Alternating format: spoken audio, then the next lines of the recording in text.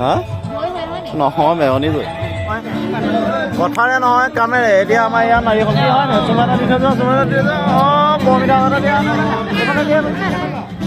অঁ হৈ যাব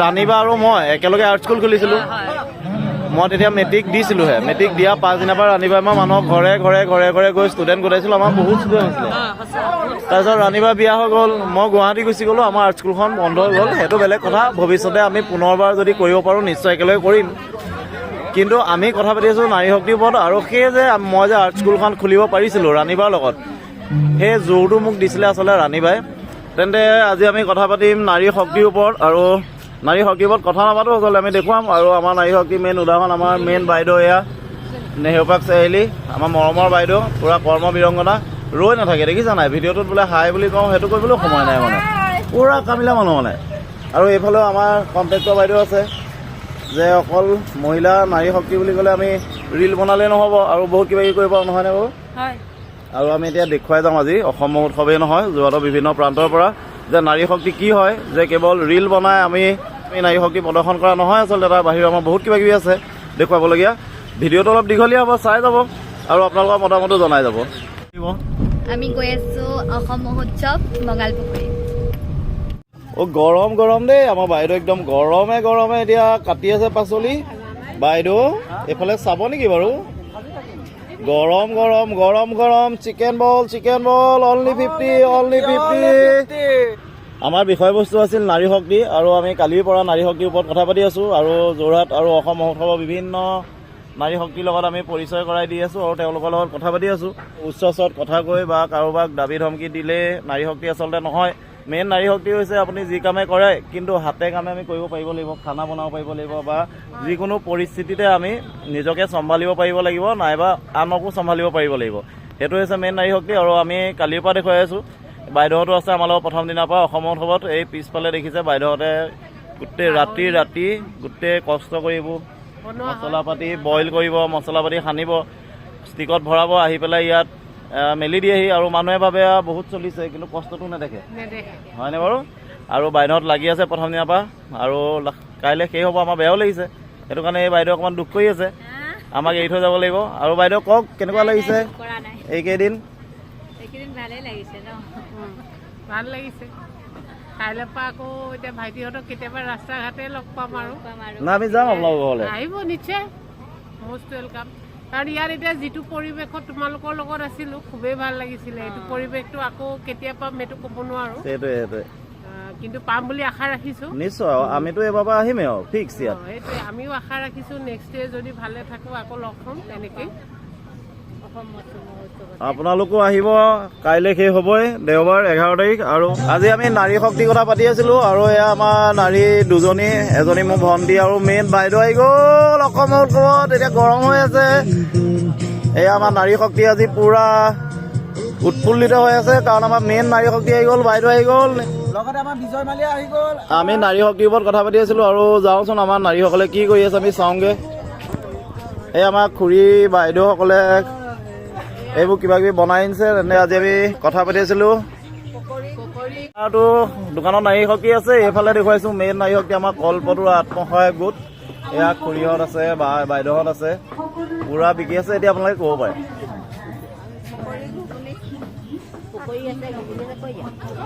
কি পায় আপোনালোকে কেতিয়া কৰে আমাৰ প্ৰেচিডেণ্টে ক'ব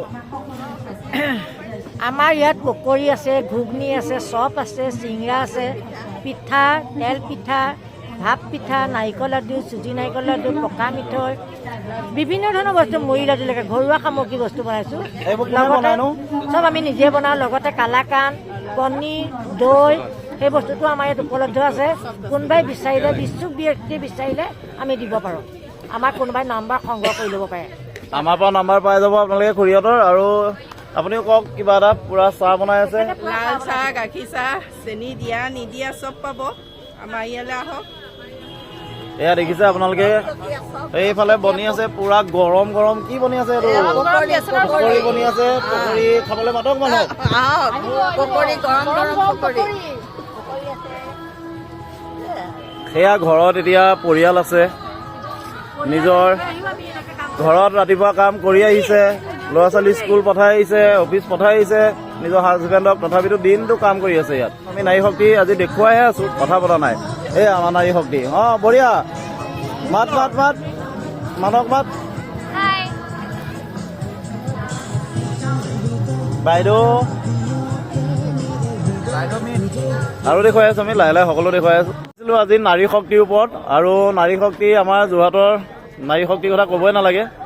বহুত দিগ্গজ মানুহ আছে, আৰু এতিয়া মোৰ লগত আৰু নাৰী শক্তিত প্ৰতিপন্ন কৰা মোৰ লগত এজনী মৰম লগা ছোৱালী আছে আমাৰ, অভিনন্দিনী, আৰু তাই নিউজ ৰিপৰ্টাৰ হয়। আৰু কোৱা, কেনেকুৱা লাগিছে আমাৰ কৰ্মসংস্কৃতি আন্দোলন? বহুত ভাল লাগিছে, যথেষ্ট ভাল লাগিছে, কাৰণ কৰ্মসংস্কৃতিৰ আন্দোলন ইয়াত অব্যাহত আছে, আৰু লগতে ল'ৰাখিনিৰ লগতে সমান্তৰালভাৱে ছোৱালীখিনিও কাম অব্যাহত ৰাখিছে। গতিকে তেওঁলোকে যিটো প্ৰতিপন্ন কৰিব বিচাৰিছে যে নাৰী শক্তিও সমানে আগবাঢ়িব লাগে, গতিকে তেওঁলোকে বহুত সুন্দৰভাৱে প্ৰতিপন্ন কৰিছে। আৰু ইয়ালৈ আহি যথেষ্ট ভাল লাগিছে, কাৰণ ল'ৰাসকলৰ সমান্তৰালভাৱে ছোৱালীসকলেও ইয়াতে কৰ্ম আন্দোলন অব্যাহত ৰাখিছে। তেওঁলোকে যথেষ্ট কষ্ট কৰিছে, আৰু ময়ো বিশেষভাৱে ব্যক্তিগতভাৱে আশা কৰিম যে আপোনালোকো আসাম মহোৎসৱলৈ আহক আৰু ইয়াত তেওঁলোকক সমৰ্থন কৰক। লগতে কেৱল ইয়াতে নহয়, বিভিন্ন ক্ষেত্ৰত, বিভিন্ন জেগাত, বিভিন্ন স্থানত আপোনালোকে নাৰী শক্তিকো সমৰ্থন কৰক, পুৰুষ শক্তিকো সমৰ্থন কৰক, আৰু সকলোকে আগবঢ়াই নিয়াত সহযোগিতা কৰক। এয়াই যোৰহাট, এয়াই যোৰহাটৰ মানুহৰ আমাৰ ভাষা, কথা। আমাৰ সদায় কৰ্মৰ ওপৰত বিশ্বাস কৰোঁ, আৰু কথাই নহয় কামেৰে, হয় কথাই নহয় কামেৰে। এয়া আমাৰ নাৰী শক্তিৰ ওপৰত আৰু দেখুৱাই আছো, আৰু দেখুৱাই থাকিম। আমাৰ চাই থাকিব, ভিডিঅ' অলপ দীঘল হ'বও পাৰে, কিন্তু নোচোৱাকৈ নাথাকিব।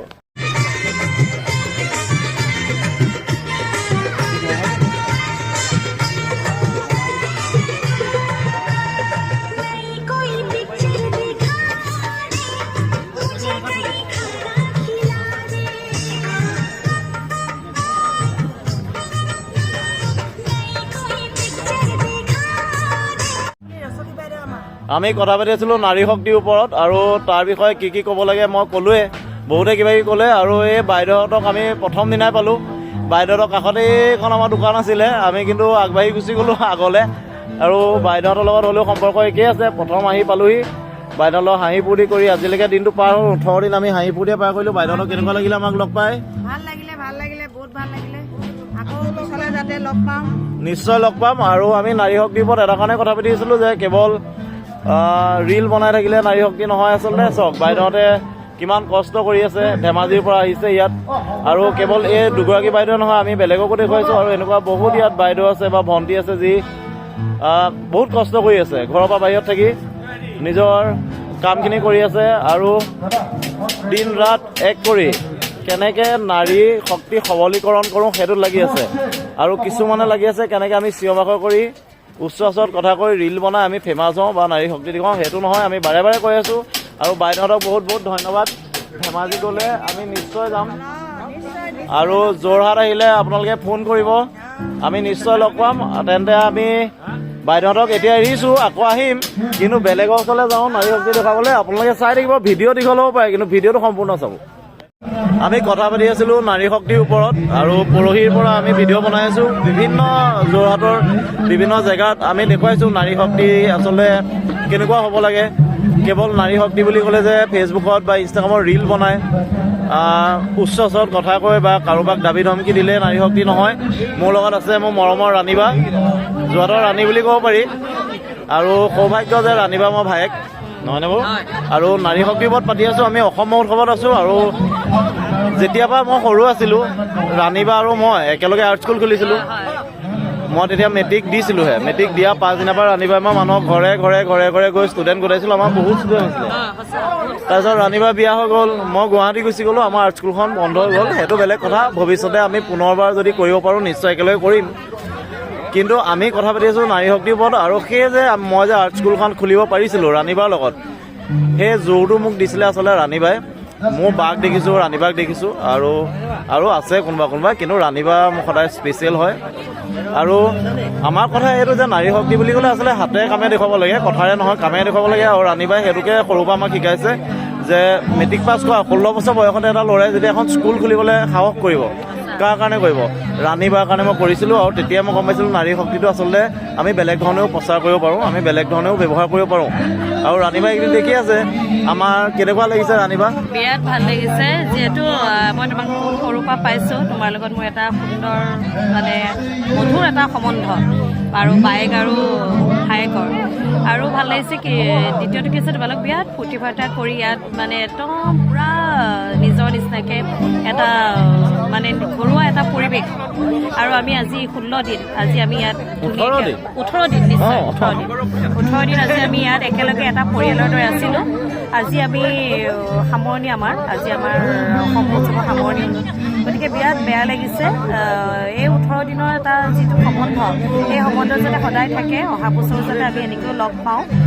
আৰু ভাল লাগিছে এজন ল'ৰা হৈ নাৰীৰ ওপৰত ইমান ধুনীয়াকৈ মানে কৈছে ন, যিহেতু নাৰী মানে কি ক'ম, নাৰী এগৰাকী মাতৃ, নাৰী এগৰাকী নাৰী মানে অপূৰ্ব, নাৰী সমান পৃথিৱীত মানে কি ক'ম, নাৰী নহ'লে একোৱেই নোহোৱা নিচিনা সংসাৰখনত। গতিকে ভাল লাগিছে, এইটোৱে ভাল লাগিছে মানে সি এটা ল'ৰা হৈ নাৰীক ইমান সন্মান দি নাৰীৰ ওপৰত ইমানখিনি মানে ছাপোৰ্ট কৰিছে। ছাপোৰ্টটো কৰিব লাগিবই বাৰু, যিহেতু নহয়, সেইটো কাৰণে ভাল লাগিছে।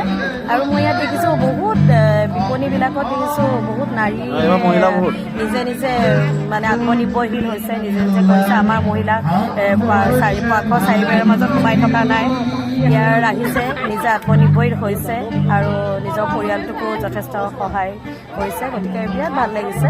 আৰু এই ক্ষেত্ৰত মই কওঁ আমাৰ নাৰী কোনো ক্ষেত্ৰতে পিছপৰা নহয়, নাৰী গতিকে নাৰীৰ ওপৰত আৰু ভাষা নাই ক'বলৈ, গতিকে আপোনালোকে সকলোৱে জানে। ধন্যবাদ। এটা কথা কওঁ, আজি আমাৰ 18 দিন আমাৰ লগত এগৰাকী ছোৱালী আছে, সিহঁতেও দুয়োজনী নিজৰ নিজে নিজে এটা আত্মনিৰ্ভৰশীল, এই বিশেষকৈ নিজৰ ভায়েককো তাই নিজে অলপ কষ্ট কৰি পঢ়াইছে দেই, আৰু ভনীয়েককো তাই বিয়া দিব। গতিকে ভাল লাগিছে। গতিকে ইয়াতে আমি উদাহৰণ দিওঁ যে গতিকে এগৰাকী নাৰী, এগৰাকী ছোৱালী কিমানখিনি কৰিব পাৰে। তাই নিজৰ আজি ইমান দিনে আমাৰ ইয়াত থাকিলে এটা পৰিয়ালৰ দৰে। গতিকে তাই কৈছে মই যিখিনি পইচা পাওঁ মোৰ ভাইটি ভালকৈ পঢ়ক আৰু মোৰ ভণ্টি মই বিয়া দিব পাৰোঁ। সেইটো বৰ সুন্দৰ। তাই